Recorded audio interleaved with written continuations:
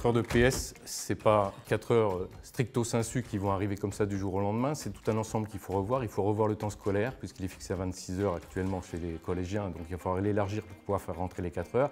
Il va falloir revoir la question des équipements sportifs qui manquent actuellement pour pouvoir faire le PS dans de bonnes conditions.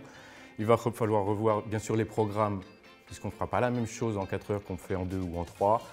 Il va falloir revoir les certifications. Donc c'est tout un ensemble qu'il faut revoir pour inscrire ces 4 heures de PS. On participe à l'amélioration de la santé. Avoir 2 séquences hebdomadaires de 2 heures, ça permet de rythmer le temps scolaire et de rythmer les apprentissages qui font que finalement l'élève va prendre conscience qu'il faut une activité physique et sportive tout au long de sa vie pour pouvoir rester en bonne santé. Donc ça c'est l'objectif.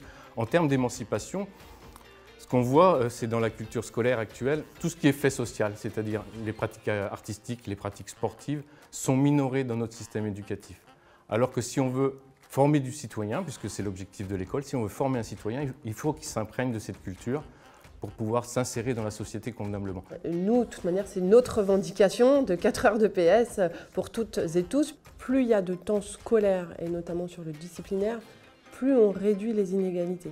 C'est-à-dire que plus il y a de temps passé à l'école avec des professeurs formés, et plus, à côté de ça, on répond à des besoins d'élèves en difficulté. Aujourd'hui, on sait qu'il y a un décrochage important, notamment chez les filles à l'adolescence, de la pratique sportive.